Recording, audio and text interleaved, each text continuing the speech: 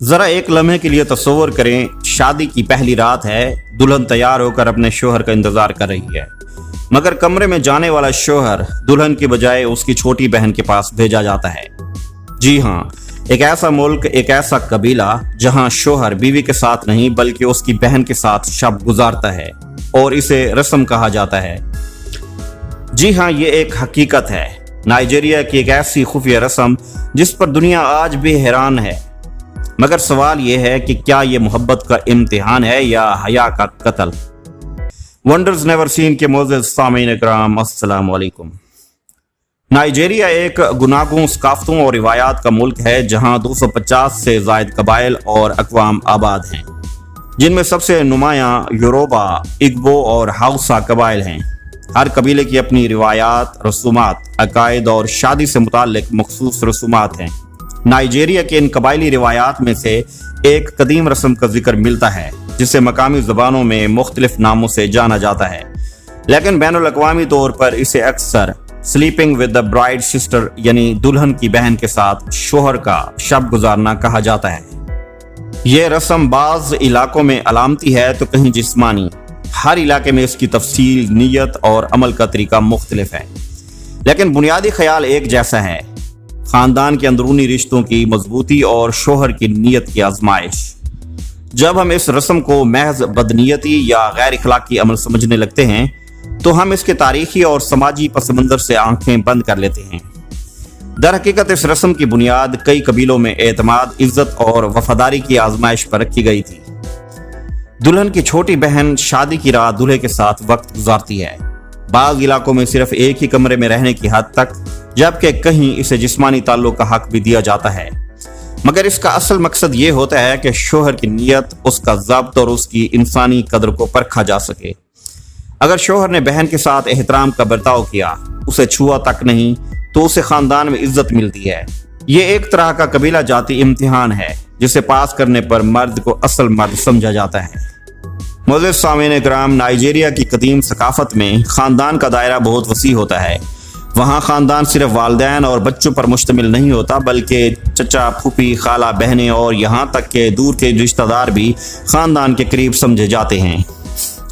ایسے معاشروں میں دولہا کا صرف دلہن سے ہی تعلق نہیں بنتا بلکہ پورے خاندان سے ایک رشتہ وفاداری قائم ہوتا ہے۔ دلہن کی بہن کے ساتھ رات گزارنے کی اجازت اسی رشتے کو ایک امتحان میں ڈالنے کی علامت ہے۔ کچھ مقامات پر یہ رسم صرف قربت یا بات چیت کی حد تک ہوتی ہے، جس میں دولہا کو اپنی نرمی، شائستگی اور جذبات پر قابو دکھانا ہوتا ہے، اور اگر وہ ایسا نہیں کرتا یا حد پار کر لیتا ہے تو خاندان میں اسے کمتر اور ناقابل اعتبار سمجھا جاتا ہے۔ نائجیریا کے مختلف قبائل میں اس رسم کا انداز اور تفصیل مختلف رہی ہے۔ یوروبا قبیلہ کی اگر ہم بات کریں تو یہاں رسم زیادہ علامتی ہے۔ دلہن کی بہن کو دولہے کے ساتھ ایک ہی کمرے میں بیٹھنے کو کہا جاتا ہے، مگر جسمانی تعلق منع ہے۔ خاندان والے صبح اس سے رویے کی تفصیل پوچھتے ہیں۔ اگر دولہا نے حد میں رہ کر بات چیت کی ہو تو اسے عزت دی جاتی ہے۔ اسی طرح اگبو معاشرہ نسبتاً زیادہ سخت روایتی رہا ہے۔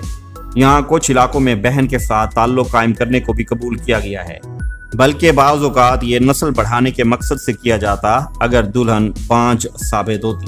ہاؤسا قبیلہ چونکہ اسلامی تعلیمات سے قریب رہا تو وہاں اس کی رسم کا وجود کم پایا جاتا ہے، اور جن علاقوں میں اس کی جھلک دیکھی گئی وہاں مذہبی علماء کی سخت مخالفت کی وجہ سے اسے ترک کر دیا گیا۔ معزز سامعین اکرام، عالمی سطح پر جب انسانی حقوق کی تنظیموں نے اس رسم پر توجہ دی تو اسے شدید تنقید کا نشانہ بنایا گیا۔ ان کا کہنا تھا کہ یہ رسم عورت کی آزادی، مرضی اور عزت نفس کے خلاف ہے، خاص طور پر اس بہن کے لیے جو اپنی مرضی کے خلاف ایسی حالت میں شریک کی جاتی۔ اقوام متحدہ کے تحت خواتین کے حقوق پر کام کرنے والے کئی اداروں نے نائجیریا میں کام کر کے ایسی رسموں کو روکنے کی مہمات چلائیں۔ ان کے مطابق اس رسم میں لڑکی کو صرف آزمائش کا ذریعہ سمجھا جاتا ہے، اس میں رضامندی کا تصور نہیں ہوتا۔ یہ رسم مرد کو معصوم اور عورت کو فتنہ قرار دیتی ہے۔ اسلام اور عیسائیت دونوں مذاہب نائجیریا میں بڑے پیمانے پر مانے جاتے ہیں۔ ان مذاہب نے اس رسم کی سختی سے مخالفت کی ہے۔ اسلامی تعلیمات کے مطابق نکاح ایک مقدس معاہدہ ہے جو صرف شوہر اور بیوی کے درمیان جائز تعلقات کی اجازت دیتا ہے۔ इसके अलावा किसी भी औरत से ताल्लुक जिना के जुमरे में आता है, चाहे वो बीवी किसी की बहन ही क्यों ना हो। ईसाई अकीदा में भी शादी एक पाक बंधन है जिसे किसी दूसरे फर्द के साथ शरीक करना गुनाह कबीरा तस्वुर किया जाता है। कई नाइजीरियन पादरियों ने इस रस्म के खिलाफ तकारीर भी की और लोगों को इससे बाज रहने की तलकीन की। नाइजीरिया का आइन शहरियों को बुनियादी हकूक फराहम करता है, जिनमें इज्जत नफ्स, आज़ादी और जिस्मानी तहफ़्फ़ुज़ शामिल हैं।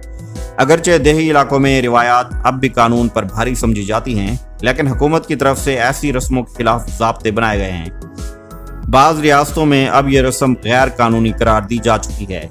अगर किसी लड़की को ज़बरदस्ती दूल्हे के साथ भेजा जाए तो इसे कोयर्शन और सेक्सुअल अब्यूज़ के दायरे में शामिल किया जा सकता है।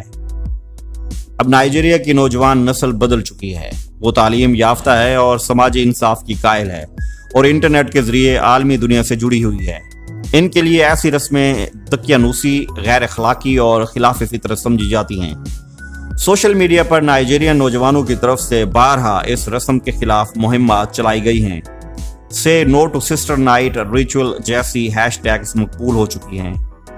ये रस्म सदियों से नाइजीरिया के बाज़ कबाइल में राइज रही है, लेकिन जैसे जैसे शऊर बढ़ा, सवालात उठे और इंसानियत की कदरें गालिब आईं, वैसे वैसे ऐसी रस्मों को तर्क किया जाने लगा। क्या हर वो चीज़ जो कदीम है वाजिबुल एहतराम भी है? क्या सिर्फ इसीलिए कि कोई अमल सदियों से जारी है हम इसके गैर इंसानी पहलू को नज़रअंदाज कर दें? जबकि तारीख हमें सिखाती है कि रिवायतों को सिर्फ तब तक जिंदा रखना चाहिए जब तक वो इंसान को ऊंचा करें, इसे तोड़े नहीं।